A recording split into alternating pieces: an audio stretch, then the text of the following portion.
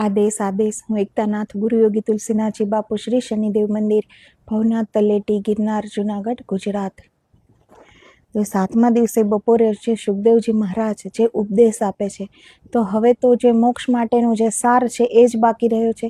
7 દિવસની સપ્તાહ છે અને પોતાના યોગ બળથી એણે એવા મોહજાળ બધાની સામે એવા દ્રશ્યો ખડા કરી લીધા કે જે પાત્ર ન હતા, જે મોક્ષના અધિકારી ન હતા, જેનામાં શ્રદ્ધા ન હતી, એ બધા જે સભા છોડીને ચાલ્યા ગયા છે. તો હવે જે સભામાં બેઠા છે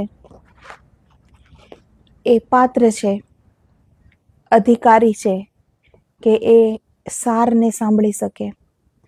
તો જે નથી સમજ્યા એનું જાવું જ ઉચિત હતું, અને જે શ્રદ્ધાવાન છે, જે સુખદેવજી મહારાજના ઉપદેશને શબ્દતઃ સમજ્યા, તો એ બધા સભામાં ઉપસ્થિત છે. તો સુખદેવજી મહારાજ અત્યારે પણ બપોરે પ્રણવનું મહત્વ સમજાવે છે કે પ્રણવથી જ આપણે મોક્ષ પ્રાપ્ત કરી શકીએ છીએ. અને એ સમજાવે છે કે હજારો સાપ હોય છે પણ મણિધર તો એક જ હોય છે ને, એમ હજારો મહાત્મા હોય છે, પરંતુ એમાંથી જે મોક્ષ ઉપલબ્ધ કરાવી શકે એવા થોડાક જ હોય છે. તો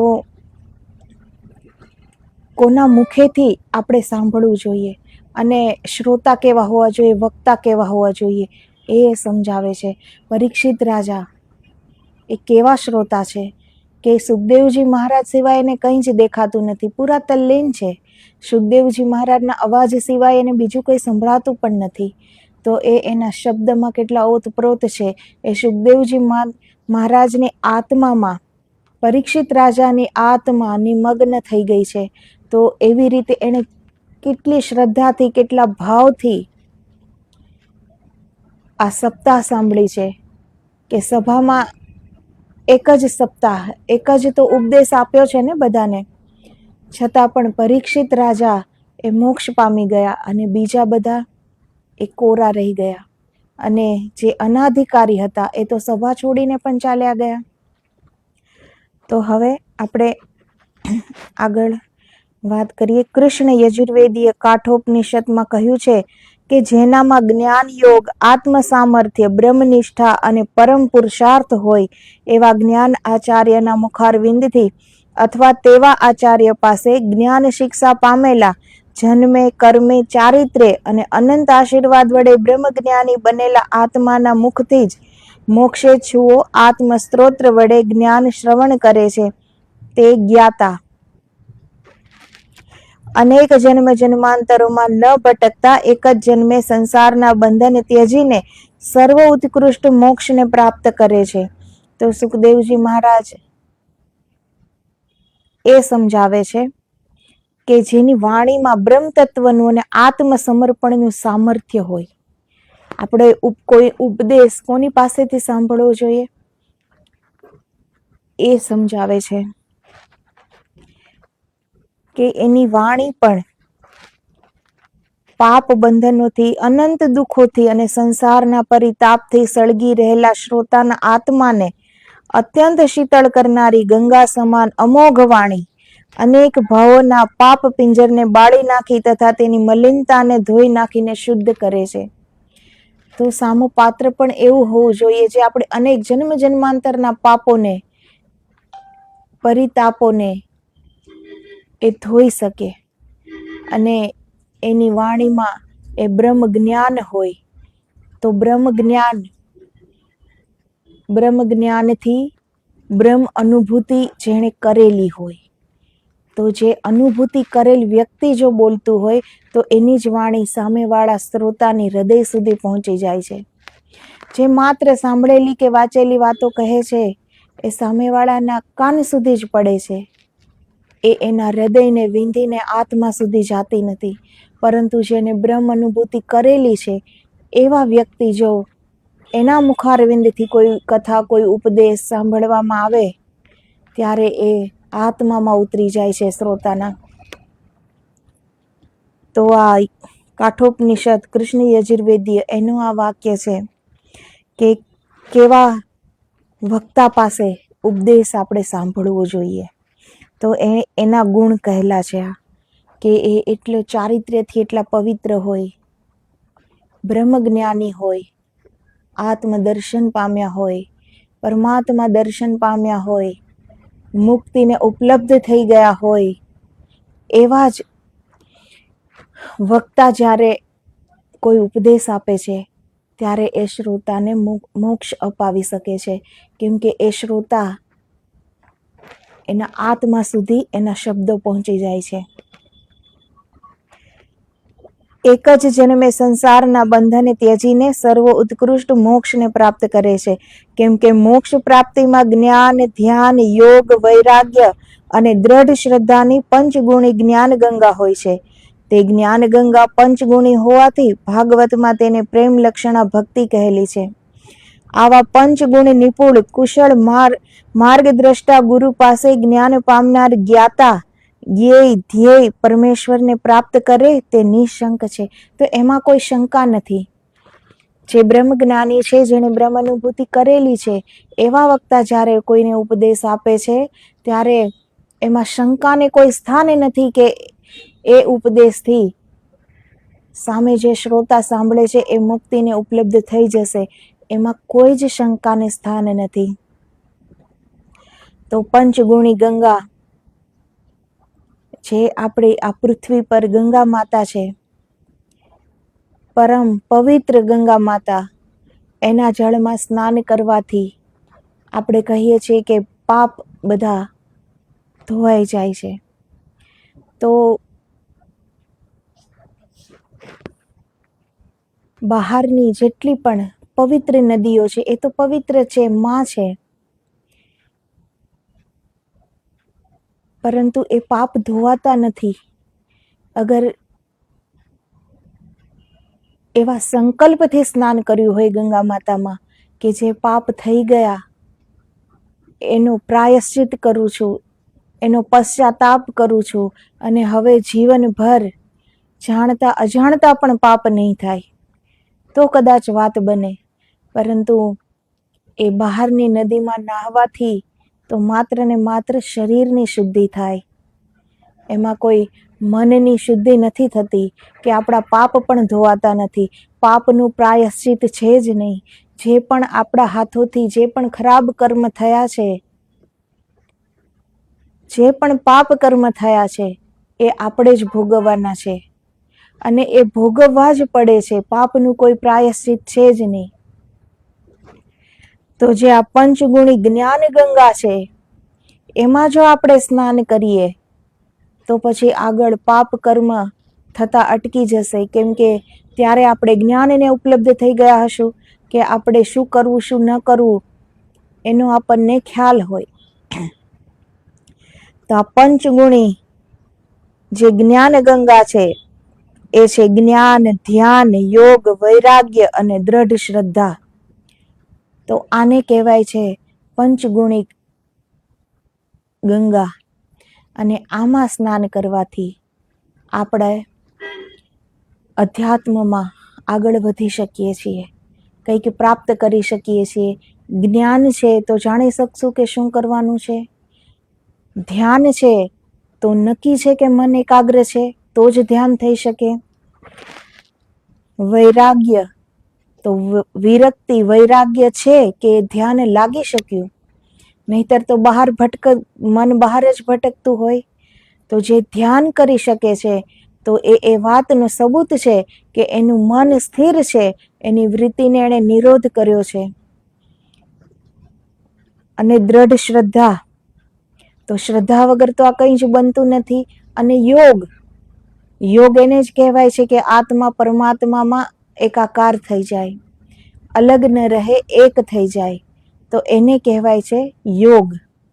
તો આ પંચગુણી ગંગા એને જે પ્રાપ્ત કરે છે, એમાં જે સ્નાન કરે છે એ સત્યમાં પાપથી મુક્ત થઈ જાય છે. તો આવા પંચગુણ નિપુણ કુશળ માર્ગદ્રષ્ટા ગુરુ પાસે જ્ઞાન પામનાર જ્ઞાતા ધ્યેય પરમેશ્વરને પ્રાપ્ત કરે તે નિશંક છે. તો જેણે આ પંચગુણી ગંગામાં સ્નાન કર્યું છે અને આ 5 જે છે જ્ઞાન, ધ્યાન, યોગ્ય, વૈરાગ્ય અને દ્રઢ શ્રદ્ધા, તો જેણે આ પ્રાપ્ત કર્યા છે એ જ વક્તા અગર કોઈને ઉપદેશ આપે છે તો એ નિઃશંક છે. એમાં કોઈ સંદેહ નથી કે શ્રોતા મુક્તિને ઉપલબ્ધ થશે જ. તો તે માટે પ્રથમ આત્મજ્ઞાનની જરૂર છે. સચેતન દેહને ચેતન કરનાર ચૈતન્ય રૂપ આત્મા છે એમ માની પ્રથમ આત્મદર્શન કરવા અને બ્રહ્મનો તથા આત્માનો અભેદ અનુભવવા. બ્રહ્મનિષ્ઠ જ્ઞાની પાસે સર્વ શંકાઓ અને સંકલ્પ વિકલ્પની તથા અહંભાવની નિવૃત્તિ કરીને જ્ઞાન મેળવાય તો જ આત્મદર્શન અને બ્રહ્મદર્શન થાય છે. તો પ્રથમ આત્મજ્ઞાનની જરૂર છે. સચેતન દેહને ચેતન કરનાર. આ શરીર છે તો એમાં જો ચેતન ન હોય, એમાં જો આત્મા ન હોય તો શરીર તો કંઈ કરી શકતું નથી. જ્યારે આપણે મૃત્યુ થાય છે ત્યારે અંદરથી જે આત્મા આપણો નીકળી જાય છે તો આ દેહ શું કરી શકે છે? તો આ દેહ એ કંઈ જ કરી શકવા માટે એ રહેતો નથી, પરંતુ એની અંદર જે આત્મા રહેલો છે એ જ બધું કરે છે. પરંતુ આ આપણું અભિમાન છે કે આ હું કરું છું, આ મારું સ્વરૂપ છે, આ મારું શરીર છે, આ હું છું, એ બધી આપણી ભ્રમણા છે. તો આપણે કંઈ જ નથી. અંદર બેઠેલા જે આત્મારૂપી પરમાત્મા છે, આ પૂરી સૃષ્ટિમાં, આ પૂરા બ્રહ્માંડમાં માત્ર ને માત્ર એ એક જ દ્રષ્ટા છે અને એ એક જ છે. બ્રહ્મ તત્વ સિવાય અહીં બીજા કોઈનું અસ્તિત્વ નથી. પરંતુ આપણે ચર્મની આંખથી આ દુનિયાને જોઈએ છીએ એટલે આપણને આ બધું અલગ અલગ દેખાય છે. પરંતુ જેણે આત્મદર્શન કર્યા, જેણે પોતાના સ્વ સ્વરૂપને ઓળખ્યું, તો એને ખ્યાલ આવી જાય છે કે પૂરી દુનિયામાં ઈશ્વર સિવાય કોઈનું અસ્તિત્વ છે જ નહીં. અને એ ઈશ્વર, એ પરમાત્મા બધાની અંદર છે. પરંતુ આપણે જ્યાં સુધી શરીર ભાવ હશે આપણામાં, જ્યાં સુધી આપણે મનના તલ ઉપર જીવતા હશું, જ્યાં સુધી બુદ્ધિમાં હજારો અનેક પ્રશ્નો ભરેલા હશે, ત્યાં સુધી આપણે ક્યારેય આ શરીર મન બુદ્ધિથી અંદર નહીં ઉતરી શકીએ. તો એનાથી પણ પરે જઈને આપણે અંદર જ્યારે આપણી જ ભીતર ઉતરીએ ત્યારે જ આત્મદર્શન થાય છે. તો જે વસ્તુ જ્યાં છે ત્યાં જ જવું પડે ને એને ગોતવા. તો આપણે એ જ પરમાત્માને ગોતવા માટે અગર બહાર આટલા ફાંફા મારીએ, બહારની દોડ દોડીએ, તો આપણને કંઈ પ્રાપ્ત થવાનું નથી. ઉલટું આપણે વધારે બહિર્મુખી થઈ જશું.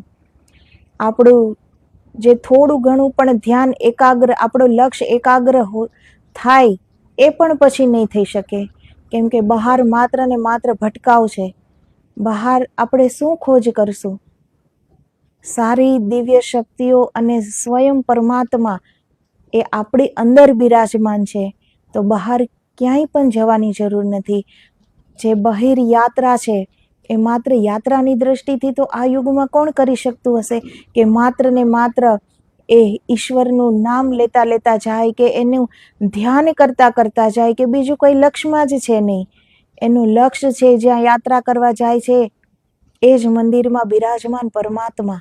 તો એવી યાત્રા કોણ કરી શકે બહાર? બહાર તો ભટકાવ છે જ. જે પણ જોશો, જે બીજા અનેક લોકોની વાતો સાંભળશો, તો એમાં ક્યારેય એક લક્ષ્ય નહીં રહે. અને એ જે મંદિરમાં બેઠેલા છે પરમાત્મા, એ જ આપણી અંદર બેઠેલા છે પરમાત્મા, જે પૂરી સૃષ્ટિના સર્જનાર છે, આ બ્રહ્માંડના અનેક બ્રહ્માંડના સર્જનાર છે. કેટલી શક્તિઓ સાથે આપણી અંદર બિરાજમાન છે. તો આપણી માટે શું અસંભવ છે કે આપણે એવું વિચારીએ પણ કે અમારાથી આ ન થાય, અમે આ ન કરી શકીએ. તો સૌ પહેલાં તો એ વિશ્વાસ રાખીએ કે હું કંઈ જ નથી, પરંતુ મારી અંદર બેઠેલું ચૈતન્ય, મારી અંદર જે પરમ બ્રહ્મ પરમાત્મા બિરાજમાન છે, એનાથી શું અસંભવ છે? એ શું ન કરી શકે?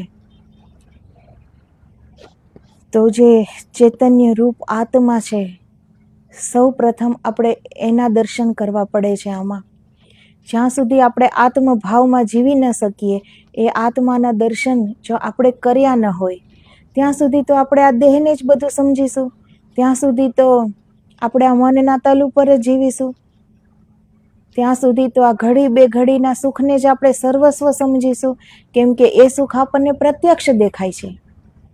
જે પરમ સુખ છે એ આપણી અંદર છે, પરંતુ એ આપણે જોયું નથી, એનો અનુભવ નથી કર્યો. પરંતુ જે બહારનું બે ઘડીનું સુખ છે એનો આપણને અનુભવ છે, એટલે આપણે બધા એના તરફ આકર્ષાઈ જઈએ છીએ અને આપણે બહારની દોડ ને ચૂની લઈએ છીએ. આપણો ચુનાવ હંમેશા બહિર્મુખી રહ્યો છે, એટલે આપણે પૂરી જિંદગી જતી રહે છે, પરંતુ આપણને કંઈ પ્રાપ્ત થતું નથી. તો અંદરની યાત્રા કરીએ, ક્યાંય જવાની જરૂર નથી. જ્યાં પણ બેઠા છીએ, જે પણ સ્થાને, એ જ સ્થાનેથી શરૂઆત થઈ શકે છે. આપણે આપણી જ અંદર જવાનું છે, ક્યાંય બીજે જવાનું નથી. તો જે ધ્યાન કરી શકે છે તો એ વાતની સાબિતી છે કે એનું મન એકાગ્ર છે, એની વૃત્તિને એ નિરોધ કરી શક્યો છે. એને એ જ્ઞાન છે કે હું અને આ શરીર કંઈ જ નથી, પરંતુ આત્મા રૂપે જે પરમાત્મા છે એ જ બધું કરી રહ્યો છે, એ જ કરાવી રહ્યો છે. તો જે આ સંકલ્પ, વિકલ્પ, તર્કો, પ્રશ્નો, જે વ્યક્તિના મનમાં પ્રશ્નોના અંબાર લાગી રહે છે એનું મન ક્યારેય એકાગ્ર નહીં થાય, કેમ કે એમાં તરંગો, પ્રશ્નરૂપી તરંગો ઉછળતી જ જાય છે અને એ પોતાનું જીવન જ એક પ્રશ્નાર્થ બની જાય છે. અગર પ્રશ્ન ઉઠે જ છે તો એ પ્રશ્ન અંદરથી ઉઠ્યો છે, તો એનો જવાબ બહાર જઈને આપણે ગોતીશું તો ક્યાંથી મળશે? એ પ્રશ્ન જો અંદરથી ઉઠ્યો છે તો એનો ઉત્તર પણ આપણને આપણી અંદરથી જ મળશે ને. પરંતુ પ્રશ્ન આપણે અંદરથી ઉઠાવીએ છીએ અને જવાબ આપણે બહાર ગોતવા જઈએ છીએ, એનો જવાબ આપણે બીજાઓ પાસે ગોતવા જઈએ છીએ. તો એ પ્રશ્ન આપણો છે, પ્રશ્ન આપણી અંદરથી ઉઠ્યો છે, તો એનો જવાબ પણ આપણી અંદર છે. પરંતુ એ માટે ભીતરની યાત્રા કરવી પડે, એ માટે ભીતર જવું પડે, ત્યારે હર પ્રશ્નનો જવાબ આપણને મળી જાય છે. અને એ સહી માયને મેં એ જવાબ હોય છે જેનાથી આપણને તૃપ્તિ થાય છે, જેનાથી આપણને સંતોષ થાય છે. ઉધાર જે જ્ઞાન છે, બીજાનું કહેલ જ્ઞાન છે, એ આપણે 5-10 મિનિટ સાંભળી તો લેશું, 5-10 મિનિટ થશે પણ કે હા બરાબર છે, જીવન આવી રીતે જીવવું જોઈએ, પરંતુ એવી રીતે જીવાશે નહીં, કેમ કે એ બીજાએ આપેલું જ્ઞાન છે, એ આપણું અર્જિત કરેલું જ્ઞાન નથી, એ આપણી અંદરની પ્યાસ નથી. એ તો બીજાએ સંભળાવ્યું અને આપણે સાંભળી લીધું. તો એમાં જમીન આસમાનનો ફરક છે. પરીક્ષિત રાજાએ જે સાંભળ્યું એ એની તડપ હતી, એ એની પ્યાસ હતી, એક પીડા હતી કે આ 7 દિવસમાં મને મોક્ષ પ્રાપ્ત કરવો છે, જીવનનું જે ધ્યેય છે એ મારે પૂર્ણ કરવું છે. તો એ એની પીડા હતી, એની પ્યાસ હતી, એટલે એ કરી ગયા. નહીતર એને પણ જ્ઞાન તો બીજાએ જ આપ્યું ને, સુખદેવજી મહારાજે જ આપ્યું ને, છતાં એ કરી ગયા. અને બીજા એક જ જ્ઞાન, એક જ ઉપદેશ સાંભળે છે બધા જ, પરંતુ બીજા બધા કોરા રહી ગયા અને પરીક્ષિત રાજા મોક્ષને ઉપલબ્ધ થઈ ગયા. તો જ્યારે વૈરાગ્ય અને વિરક્તિ આપણી અંદરથી આવે, આપણે અંદરથી જ વિરક્ત થતા જઈએ, વૈરાગ્ય આવતું જાય, તો એ ક્યારે થાય છે? જ્યારે આપણે પ્રભુમય જીવન જીવતા હોઈએ ત્યારે. ઈશ્વરમય જીવન જીવવાથી જ જે સદગુણો છે એ આપણી અંદર ઉજાગર થશે. નહીતર બહાર તો અવગુણો જ છે, બહાર તો બધા દોષો રૂપી જીવન છે જ, સ્વાર્થ, ઈર્ષા, નિંદા, કપટ, અનીતિ, વ્યભિચાર, બધું જ છે બહાર. તો આપણે સદીઓથી ને જાણે કેટલા જન્મ લીધા હશે ત્યારથી આપણે બહિર્મુખી જ જીવન જીવ્યા છીએ, બહિર્મુખી યાત્રાને જ આપણે પસંદ કરી છે, એટલે તો ફરી જન્મ થયો છે. તો ક્યારેક તો આપણે રૂકી જઈએ, ક્યારેક તો આપણે અંદરની યાત્રાથી શરૂ કરીએ. હજી કેટલા જન્મ જોશે કે આપણે બહારની જ યાત્રાને આપણે ચૂનીશું, બહારની જ યાત્રાને આપણે પસંદ કરીશું. તો ક્યારેક તો આપણે વિચારીએ કે આટલા જન્મો થઈ ગયા, કે ન જાણે કેટલા જન્મ લીધા હશે. ચલો એ પણ ન માનતા હોય કે જન્મ લીધા હશે, તો આ જન્મને તો માનીએ કે હવે આટલા વર્ષો, જન્મથી લઈને આટલા વર્ષો જતા રહ્યા, પરંતુ આપણે શું પ્રાપ્ત કર્યું? તો બહાર જો કંઈ પ્રાપ્ત કરવાનું હોત તો બધાએ પ્રાપ્ત કર્યું જ હોત ને. પરંતુ બહાર ઘડી બે ઘડીનું સુખ, લૌકિક સુખમાં કોઈ આનંદ નથી. એ માત્ર નાશવંત સુખ છે જેની પાછળ આપણે દોડીએ છીએ, કેમ કે એ સુખ આપણને પ્રત્યક્ષ દેખાય છે. એટલે તો જે પરમ સુખ આપણી અંદર છે એને જોવા માટે આપણે અંદરની યાત્રા કરવી પડે છે. બહારની યાત્રામાં આપણે બે ઘડીના સુખને જોયું જ છે, અને એ પણ જોયું છે કે એ બે ઘડીના સુખ પછી પાછળ દુઃખ ઊભું જ હોય છે. તો જેની પાછળ દુઃખ ઊભું હોય છે એને સુખ ક્યારેય ન કહેવાય. જેની આગળ પાછળ ચહુ ઓર ક્યાંય પણ દુઃખનું નામો નિશાન ન હોય, સુખ એને કહેવાય. અને એ સુખ આપણી અંદર છે, અને અંદરના સુખને જોવા માટે આપણે અંદર જ ઉતરવું પડે. તો જે પ્રશ્ન આપણને અંદરથી ઉઠે છે એનો જવાબ આપણે બહાર ગોતવા ન જવાય, એનો જવાબ આપણે બીજા પાસે ગોતવા ન જવાય, પરંતુ જે પ્રશ્ન આપણી અંદરથી ઉઠ્યો છે એનો જવાબ પણ આપણે આપણા અંદરથી જ ગોતવાનો હોય. અને તો જ આપણને એક સંતોષજનક જવાબ મળશે, જેનાથી આપણને તૃપ્તિ થશે. આવા જ્ઞાનના ફળરૂપ, મોક્ષના અંતરાય રૂપ, માયાના અભાવથી શુદ્ધ જ્ઞાન પામેલ શિષ્યના આત્માને સંસારમાં જન્મ મૃત્યુ પામવા વાળી પુનર્ગતિ કદાપી થતી નથી. તો જે પૂરા સદગુરુ છે, જે બ્રહ્મનું રૂપ જ છે, જેણે બ્રહ્મ અનુભૂતિ કરી છે, એવા સદગુરુ એના સતપાત્ર શિષ્યને અગર એ જ્ઞાન આપે છે તો એ શિષ્યને એ જન્મ મૃત્યુના આ શૃંખલામાંથી ઉપર ઉઠી જાય છે. તો જે સંતો જન્મ લે છે તો એમને સમજાય આપણે કે જન્મ મરણમાં તો સંતો પણ છે નહીં. જે બ્રહ્મ અનુભૂતિ કરી છે, જે બ્રહ્મમય છે, જે બ્રહ્મ જ્ઞાની છે, એ પોતાની કરુણાથી જન્મ લે છે.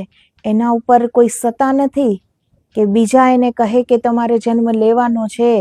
એના પર કોઈ કર્મ નથી કે કર્મ અનુસાર જન્મ લેવો પડે, કેમ કે એ તો એક કર્મ એનાથી પરે છે. એ આ સંસારથી પરે છે, એ ઈશ્વરથી પણ પરે છે. સાચા સંત, સાચા સદગુરુ ઈશ્વરથી પણ ઉચ્ચ સ્થાને છે. તો એને જે જન્મ લે છે તો એ પોતાની ઈચ્છાથી લે છે કે જે આનંદ એને ઉપલબ્ધ થયો છે એ બીજાને પણ કરાવવા માંગે છે. જે જ્ઞાન એણે પ્રાપ્ત કર્યું છે એ બીજાને પણ કરાવવા માંગે છે. જે રસ્તો એણે જોયો છે તો એ માર્ગદર્શક બનવા ઈચ્છે છે. તો એણે પોતાની સ્વે ઈચ્છાથી આ જન્મ ધારણ કર્યો છે, કેમ કે એ પરમાત્માનું રૂપ છે, તો એ પ્રેમનું રૂપ પણ છે. એ સદગુરુનો પ્રેમ છે કે એ ફરીથી આ દેહનું વસ્ત્ર ધારણ કરીને જન્મ ધારણ કરે છે.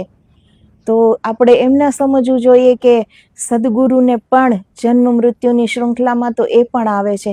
જરા પણ નહીં. સદગુરુ ને સંત જન્મ મૃત્યુની શૃંખલામાં નથી આવતા, એ તો સ્વેચ્છાથી જન્મ ધારણ કરે છે. તો સદગુરુની ઉપર કોઈ માલિક નથી, એ સ્વયં માલિક છે. જે આત્માના અને મોક્ષના વચ્ચે મોહ માયાના અંતરાયો છે, વાસના અને આકાંક્ષાઓ ઉદય થાય છે. આત્મા અને પરમાત્માના વિષયમાં તર્ક અને બુદ્ધિ તદ્દન નિરર્થક છે, કેમ કે તર્કથી કે બુદ્ધિથી આત્મા જાણી શકાય તેવો નથી, તો પછી બ્રહ્મને ક્યાંથી જાણી શકાય? તો જે આજનું જનરેશન જે પોતાને બુદ્ધિમાન સમજે છે, હર વાતમાં એ કંઈ પણ સંતોની જીવની વાંચતા હોય કે શાસ્ત્ર, વેદ, ઉપનિષદ કંઈ પણ વાંચતા હોય તો એમાંથી પણ એને લાખો પ્રશ્નો ઉઠી જાય છે. તર્ક કરે છે કે આમ કેવી રીતે સંભવ બને, આમ કેવી રીતે થાય. તો જે સ્થિતિમાં આપણે નથી, તો ત્યાંનો હાલ એ સાચું હતું કે ખોટું હતું એ આપણે કેવી રીતે નક્કી કરી શકીએ? અને જ્યાં સુધી શ્રદ્ધા નથી ત્યાં સુધી તો કંઈ પ્રાપ્ત થતું જ નથી ને. જેણે જેણે પણ વેદ ઉપનિષદ જેણે જેણે એ શ્રદ્ધાથી જ્યાં ઝૂકી ગયા એ તરી જાય છે. અને જે માત્ર ને માત્ર પ્રશ્ન ઉઠાવે છે, માત્ર ને માત્ર તર્ક વિતર્કમાં પડ્યા રહે છે, એ માત્ર ને માત્ર પોતાના મન સાથે જીવે છે. મનમાં વિચાર્યા કરે છે કે આમ કઈ હોય, આમ કેવી રીતે બને, આવો ચમત્કાર કેવી રીતે થયો. તો ઈશ્વર માટે કંઈ અસંભવ નથી, સંત માટે કંઈ પણ અસંભવ નથી, સદગુરુ માટે કંઈ પણ અસંભવ નથી. એ બધું જ કરી શકે છે, પરંતુ એ વાતની શ્રદ્ધા હોવી જોઈએ. તો જે તર્ક કરે છે એ તો મન ઉપર જીવે જ છે. તો એ આત્મા સુધી ક્યાંથી પહોંચી શકે? હજી તો એ મન ઉપર જ જીવે છે. તો જે તર્ક અને બુદ્ધિ તદ્દન નિરર્થક છે. તર્કથી બુદ્ધિથી આત્મા જાણી શકાતો નથી, કેમ કે આપણે ક્યારે ભીતર ઉતરી જ નહીં શકીએ પ્રશ્ન સાથે. અંદર ઉતરી શકાશે શ્રદ્ધા સાથે, વિશ્વાસ સાથે, સદગુરુના સમર્પણ ની ઉચ્ચ સ્થિતિ જ્યારે આવી જાય છે ત્યારે આપણે આપણી ભીતર ઉતરી શકીએ છીએ. તર્ક દલીલ ને પ્રશ્નો સાથે આપણે ક્યારેય અંદર ન ઉતરી શકીએ. તો બ્રહ્મને તો આપણે ક્યાંથી જાણી શકીએ? પ્રશ્નો દ્વારા. બ્રહ્મને જાણવા માટે શૂન્ય થઈ જવું પડે છે, હર પ્રશ્નોથી પરે, કે મન જ નથી. મન ને બુદ્ધિ હોય તો કંઈક વિચાર અને પ્રશ્ન હોય ને, પરંતુ ત્યાં શૂન્ય થઈ જવું પડે છે કે શરીર પણ નથી, મન પણ નથી, બુદ્ધિ પણ નથી, ચિત્ત પણ નથી, ઇન્દ્રિયો પણ નથી, કંઈ જ નથી. છે માત્ર કેવલ શુદ્ધ આત્મા. જ્યાં સુધી આ જ્ઞાન પ્રાપ્ત ન થાય ત્યાં સુધી બ્રહ્મ જિજ્ઞાસા ક્યારેય ઉઠતી નથી. અને બ્રહ્મ જિજ્ઞાસા ન ઉઠે તો બ્રહ્મ પ્રાપ્તિની તો વાત જ દૂર રહી.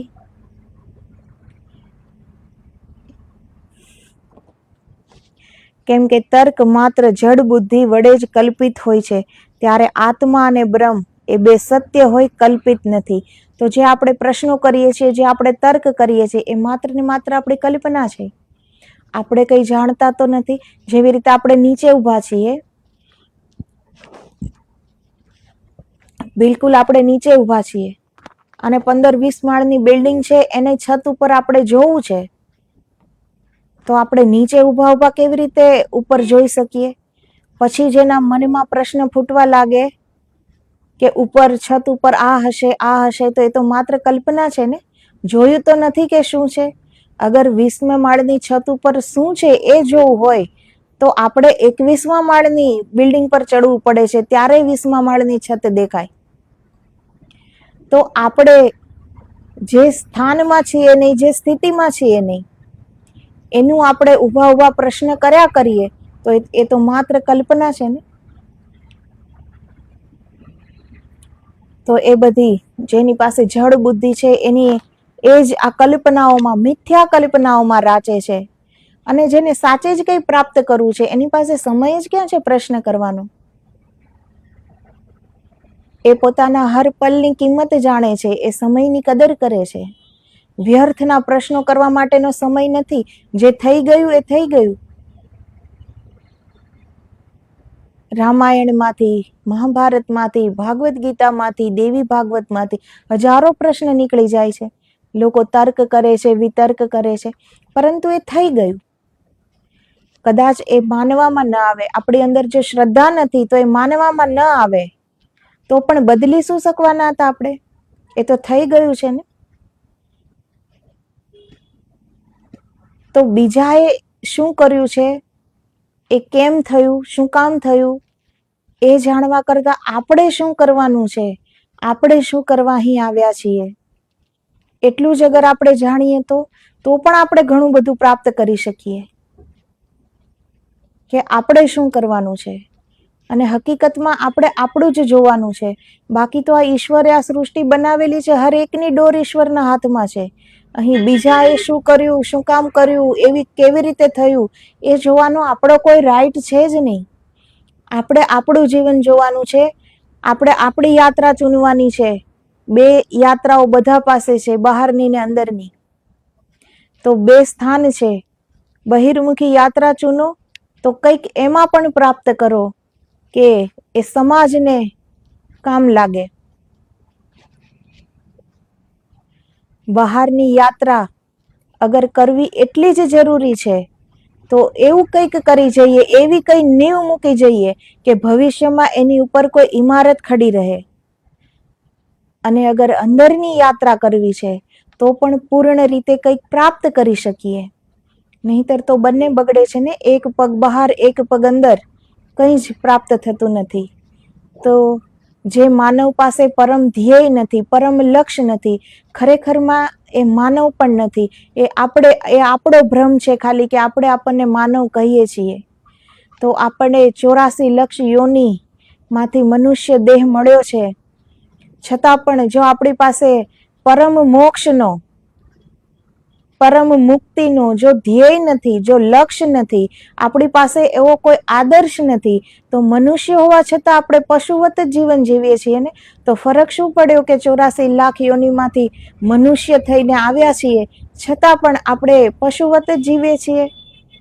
અને ઉપરથી એ ભ્રમણા પણ કે અમે માનવ છીએ. તો માનવ છે, માનવ પાસે બે યાત્રાઓ છે. મોક્ષ પ્રાપ્તિ કરવી, બ્રહ્મ જ્ઞાન પ્રાપ્ત કરવું, એ બધા ન પણ કરી શકે. એ ચુનાવ એટલે તો બે છે ને, એક બહિર યાત્રા, એક અંદરની યાત્રા. પરંતુ યાત્રા કોઈ પણ પસંદ કરીએ, પરંતુ એમાં કંઈક પ્રાપ્ત કરીએ, એ તો આપણા હાથમાં છે ને. 2-5 માળા રોજ કરી લેવાથી આપણે કઈ મોટા મહાત્મા નથી થઈ જતા. અને આપણે કોઈ ઈશ્વર પર ઉપકાર નથી કરતા. એ તો આપણી ફરજ છે કે એ કરવું, એ કરવા માટે જ આ જન્મ થયો છે. તો 2-5 માળા કરીને કે થોડી વાર ભગવાનનું નામ લઈને પછી ભગવાન પાસે 50-100 માંગણી કરીને આપણે એમ માનીએ કે અમે તો ભગવાનનું નામ લઈએ છીએ, તો એ તો બિલકુલ વ્યર્થ છે. કેમ કે આપણે વેપારી છીએ, પરંતુ ઈશ્વર તો ઈશ્વર જ છે. એ વ્યાપાર નથી કરતા કે બદલામાં કંઈક મને પણ આપો. એ આપણી વૃત્તિ છે. ઈશ્વર તો અવિરત આપે છે, પરંતુ પાત્ર હોય તે ભરાય છે. જેનું સીધું પાત્ર છે, ઈશ્વરનો આશીર્વાદ તો અવિરત વરસે છે. પરંતુ આપણું જ પાત્ર ઊંધું છે, તો ઈશ્વર શું કરે? તો જ્યાં અહંકાર છે, જ્યાં મનના બધા જ દોષો હજી મોજૂદ છે, ત્યાં સુધી તો બહિર યાત્રામાં પણ કંઈ પ્રાપ્ત નહીં કરી શકીએ. જ્યાં સુધી સ્વાર્થ વૃત્તિ છે કે મારું જ હિત થવું જોઈએ, ત્યાં સુધી તો આપણે માનવ પણ નથી. માનવ એને જ કહેવાય છે જેનામાં માનવતા હોય, જેનામાં દયા હોય, પ્રેમ હોય, પવિત્રતા હોય, સદાચાર હોય. આચરણ જોઈને જ સામું વ્યક્તિ ઝૂકી જાય છે, એવું આચરણ હોય. જીવનમાં વિવેક જાગૃત હોય. આપણી અંદરનું ચૈતન્ય તો જાગૃત જ છે, પરંતુ એ ભીતર ન ઉતરીને આપણે જોઈ શકીએ, તો કમસે કમ વિવેકની જાગૃતિ તો રાખીએ કે આપણે શું કરવું છે, શું નથી કરવું, એ આપણને ખ્યાલમાં રહે. તો વિવેકની જાગૃતિ હશે જીવનમાં, તો આપણે ઘણા બધા પાપ કર્મોથી બચી જશું. એ આપણને ખ્યાલ આવશે. વિવેકની જાગૃતિમાં જ જ્ઞાન પ્રગટ થાય છે. અવિવેકી જે વ્યક્તિઓ હોય છે, એનાથી જ પાપ કર્મ થાય છે. કેમ કે એનામાં એ જ્ઞાન નથી હોતું, એનામાં માત્ર સ્વાર્થ હોય છે કે કંઈ પણ કરીને પણ ખુદનું સારું કરવું, ખુદનું હિત થઈ જાય. તો એ માનવના ગુણ નથી. જો આપણે આપણને માનવ માનીએ છીએ, તો આપણા સાથે બહિર યાત્રા જો ચૂની હોય, બહિર યાત્રાને આપણે પસંદ કરી હોય, તો આપણી સાથે જનહિત, જનહિતાર્થે કંઈક કરી જઈએ, કંઈક પ્રાપ્ત કરી જઈએ. કેટલા ઉદાહરણો આપણી સમક્ષ છે, જેણે બુલંદી, જેણે શિખર પર પહોંચ્યા છે, જે એવી પ્રાપ્તિ કરી છે, એવી નીવ મૂકી છે કે આજે પૂરા સમાજને એ કામ આવે છે. એવું ઘણા ઉદાહરણ જે જીવંત ઉદાહરણ બની ગયા છે, એ પણ આપણે સાંભળ્યું હશે. એનું જીવન વાંચવામાં આવે છે, એના જીવન. પરંતુ આપણે વાંચીને જાણીને હંમેશા બસ બેસી રહીએ છીએ, એટલે જ જીવનમાં કંઈ પ્રાપ્ત નથી કરી શકતા. સુખદેવજી મહારાજનો ઉપદેશ સભામાંથી બધાએ સાંભળ્યો છે. સુખદેવજી મહારાજનો એક જ ઉપદેશ હતો ને. એવું તો ન હતું કે સભામાં બીજાને બીજા ઉપદેશ દીધા અને પરીક્ષિત રાજાને બીજો ઉપદેશ દીધો. બધાને એક સરખો ઉપદેશ આપ્યો, છતાં પણ પરીક્ષિત રાજાએ મોક્ષ પ્રાપ્ત કર્યો અને બીજા બધા કોરા રહી ગયા, કંઈ જ પ્રાપ્ત ન કરી શક્યા. તો એ તો સમયની બરબાદી જ થઈ ને.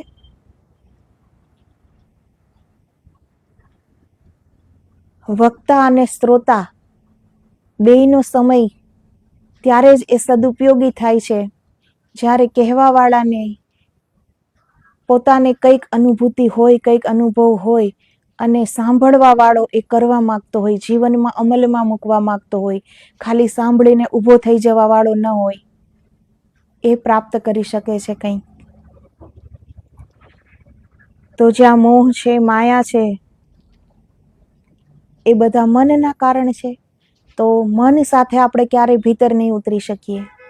યાત્રા ગમે તે પસંદ કરીએ, બહારની કે અંદરની, પરંતુ કંઈક પ્રાપ્ત કરીએ.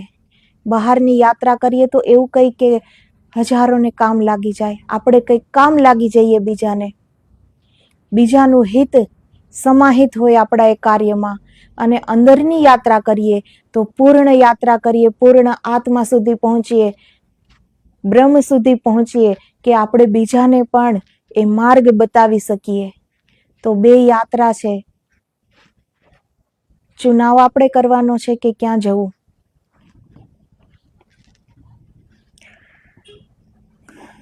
જેમ પૃથ્વીમાં દાટેલો સુવર્ણનો ભંડાર કામનાનો વિષય છે, તેમ કર્મનું ફળ પણ કામનાનો વિષય છે.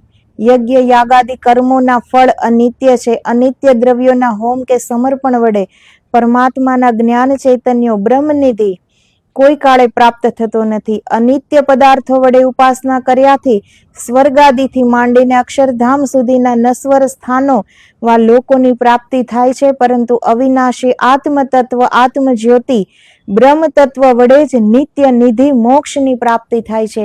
તો અહીં આપણે કોઈ પણ દેવી દેવતાની ઉપાસના કરીએ અને કામના સાથે જો યજ્ઞ યાગાદિ કરીએ તો પણ આપણને કંઈ પ્રાપ્ત થતું નથી. કામના છે એ મનના તલ પર છે, અને જ્યાં સુધી મન ઉપર આપણે જીવીએ છીએ ત્યાં સુધી મનને પરે આપણે મનથી ભીતર ઉતરી જ નહીં શકીએ. તો મન સાથે ક્યારેય ધ્યાન નથી લાગતું. મનનો નિરોધ કર્યા સિવાય આપણું ધ્યાન આપણે કરી શકીશું જ નહીં. તો જે આપણે માનીએ છીએ એ પણ એક યજ્ઞ યજ્ઞાદિ કરીએ છીએ. તો આપણે કોઈ સ્વાર્થ માટે જો આપણે કરતા હોઈએ કે મારું પણ આટલું સારું થઈ જાય, હું આટલો યજ્ઞ કરું છું, આટલો દ્રવ્યનો હોમ કરું છું, તો એ દ્રવ્ય પણ આપણું નથી. આ સૃષ્ટિ રચનાર પરમાત્મા એનું જ તો બધું છે. એને આપણે શું આપીશું? એનું જ તો એને અર્પણ કરીએ છીએ, તો એમાં આપણે શું કર્યું? તો જો કંઈક પ્રાપ્ત કરવું હોય તો આપણને સ્વયંને સમર્પણ કરી દેવા જોઈએ ઈશ્વરને. એના ચરણોમાં આપણે સ્વયંને સમર્પિત થઈ જવું જોઈએ. પણ આપણે માનવ એટલા બધા સમજદાર છીએ કે આપણે ખુદને સમર્પણ નથી કરી શકતા. એટલે આપણી પાસે એવા બધા જ પદાર્થ, એવા બધા જ દ્રવ્યો હોય છે આપણી સહુલિયત પ્રમાણે, કે આપણે આપણને મનાવી શકીએ કે અમે આટલું અર્પણ કર્યું ઈશ્વરને. તો બધું જ ઈશ્વરનું છે, એનું જ એને અર્પણ ન કરીએ તો પણ એનું છે. આપણે કર્યું જ એટલે જ એનું છે એવું તો નથી. છોડ ઉપર ઉગેલું પુષ્પ એ ઈશ્વરનું જ છે. એને તોડીને આપણે ઈશ્વરના ચરણે મૂક્યું અને માનીએ છીએ કે અમે ઈશ્વરને ફૂલ અર્પણ કર્યા, તો એ આપણો કોઈ હક નહોતું. ફૂલનું, પુષ્પનું જીવન ભલે એક દિવસનું હતું, પરંતુ એનું જીવન હતું. તો એ પુષ્પને તોડવાનો હક આપણને નથી હોતો, પરંતુ આપણે આપણી સહુલિયત જોઈએ છીએ ને સમજદાર જો છીએ કે ઈશ્વરને અમે ફૂલ અર્પિત કર્યા, કેમ કે સ્વયંને સમર્પિત થતા આવડતું નથી. સ્વયંની તો હજી કામનાઓથી, ઈચ્છાઓથી આપણે ભરપૂર છીએ. સ્વયંને કેવી રીતે સમર્પણ કરી દઈએ? એટલે બીજાનું જીવન એને મુરઝાવીને આપણે ઈશ્વરને ચરણે આપી દઈએ છીએ અને માની લઈએ છીએ કે અમે તો ઈશ્વરનું નામ લઈએ છીએ, ઈશ્વરને બધું જ અર્પણ કરીએ છીએ. તો ઈશ્વરને કંઈ જ જોતું નથી. આ બધું જ પૂરી સૃષ્ટિ, અનેકો અનેક બ્રહ્માંડના એ સર્જનહાર છે, એને આપણે શું આપી શકવાના? તો ઈશ્વરને અગર કંઈ જ દેવું જ હોય તો આપણને સમર્પિત કરતા આવડવું જોઈએ. ખુદને સમર્પણ થવાનું છે. બીજું ઈશ્વરને કંઈ જ નથી જોઈતું. એ તો આ સંસારના, સૃષ્ટિના, બ્રહ્માંડોના માલિક છે. બધું જ તો એનું છે. તો જે આપણે દેવદેવીઓની કોઈ કામના વડે ઉપાસના કરીએ છીએ, તો એ ઉપાસના અફળ નથી જાતી, એનું પણ ફળ મળે છે. પરંતુ એ આપણે એ લોક સુધી જઈ શકીશું. અને ત્યાં આપણા પુણ્ય જ્યારે ખતમ થાય છે, ત્યારે ફરીથી આ જગતમાં આપણને પાછું આવવું પડે છે. જે પુણ્ય અર્જિત કર્યું છે એનો નાશ પણ થશે જ ને. તો જ્યારે એ પૂરું થાય છે ત્યારે પાછા આ જગતમાં આવી જવું પડે છે. તો જે વિષ્ણુ લોક છે, બ્રહ્મ લોક છે, શિવ લોક છે, શક્તિ લોક છે, એની આપણે ઉપાસના કરીએ, એની આપણે ધ્યાન, ભજન, એના જપ કરીએ તો આપણને અવશ્ય પ્રાપ્ત થાય છે. પરંતુ એ ઈશ્વરનું આપણને સામીપ્ય મળે છે, એનું લોક પ્રાપ્ત થાય છે, પરંતુ મોક્ષ પ્રાપ્ત થતો નથી. કેમ કે બ્રહ્મા, વિષ્ણુ, મહેશને પણ જન્મ ધારણ કરવા પડે છે. મોક્ષને તો એ પણ ઉપલબ્ધ નથી. બ્રહ્મલોક, વિષ્ણુલોક, શિવલોક પર પણ અસુરોએ આક્રમણ કર્યા છે. નિર્ભય તો એ લોક પણ નથી. માનવ રૂપ ધરીને પૃથ્વી પર આવે છે ત્યારે માનવના જ બધા એ જ એને મર્યાદાઓ, એ જ નિયમોમાં રહેવું પડે છે. એની પણ મૃત્યુ થાય છે. તો સુખદેવજી મહારાજ કહે છે માત્ર ને માત્ર પ્રણવ એટલે કે ઓમકાર, ઓમ, માત્ર ને માત્ર એની ઉપાસનાથી આપણે મોક્ષ પ્રાપ્ત કરી શકીએ છીએ. કેમ કે જ્યારે આ સૃષ્ટિ ન હતી ત્યારે પણ ઓમ હતો, મધ્યમાં પણ છે, અને અંતે જ્યારે આ સૃષ્ટિનો લય થઈ જશે ત્યારે પણ ઓમ એ રહેવાનો. ઓમથી જ સૃષ્ટિની રચના થઈ છે અને ઓમમાં જ સૃષ્ટિ સમાહિત થઈ જાય છે.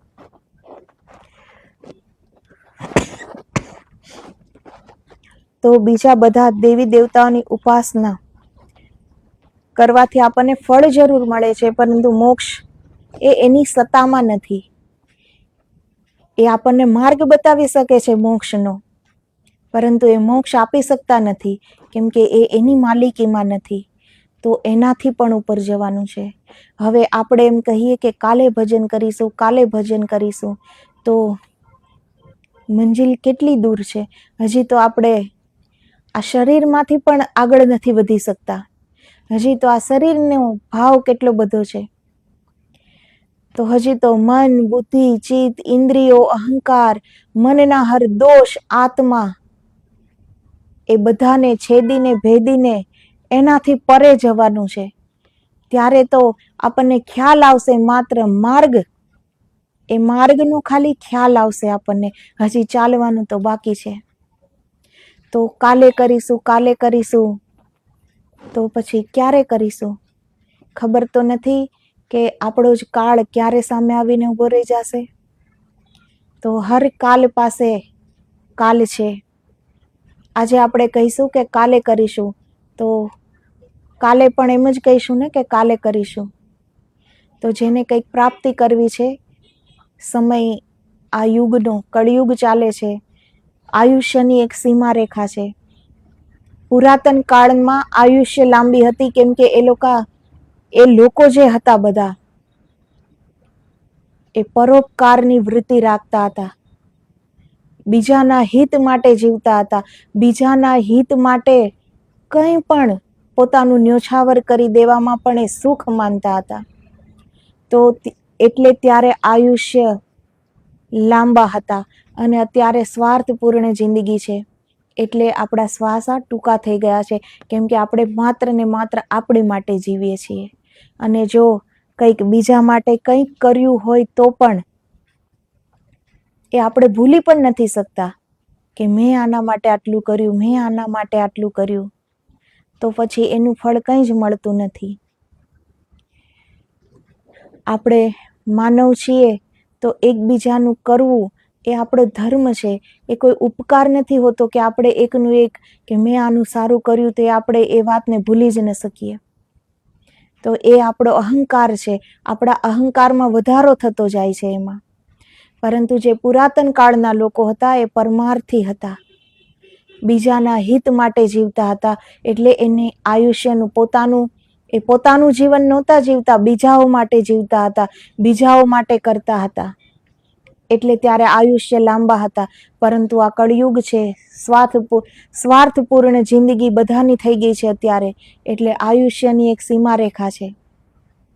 તો કરવાનું બહુ જાજુ છે અને સમય બહુ ઓછો છે. તો કાલે કરીશું તો ક્યારેય નહીં થાય, પણ આજે જ કરીશું તો કંઈક વાત બને. અને કંઈક આ પ્રાપ્તિ કરવા માટે ક્યાંય જવાની પણ જરૂર નથી. બધા જ તીર્થ અને પૂરું દેવત્વ અને આ બ્રહ્માંડોના માલિક, આ સૃષ્ટિના માલિક પોતાની પૂર્ણ શક્તિ સાથે આ આપણા દેહમાં બિરાજમાન છે. ક્યાંય જવાની જરૂર છે, માત્ર જરૂર છે ભીતર ઉતરવાની. અને એ માટે આપણે આપણું અવલોકન કરીએ કે આપણી અંદર કેટલા દોષો છે, એ આપણે જોવાનો પ્રયત્ન કરીએ અને એ દોષોને આપણે મિટાવીએ, મનને એકાગ્ર કરીએ, બહારની કામનાઓથી દૂર હટીએ.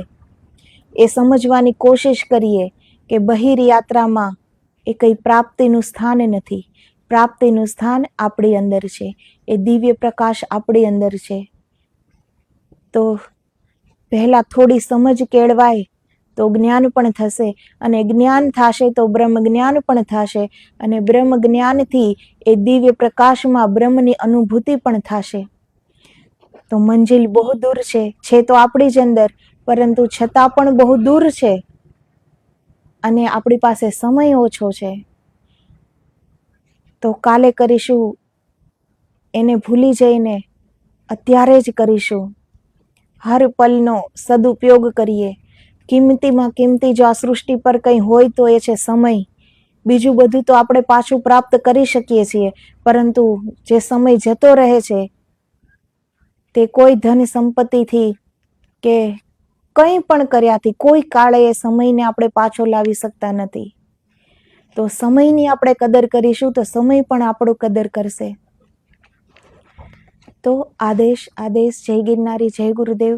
હજી તો આ 7મો દિવસની બપોરે સુખદેવજી મહારાજનો આ ઉપદેશ છે કે શ્રોતા કેવા હોવા જોઈએ અને વક્તા કેવા હોવા જોઈએ.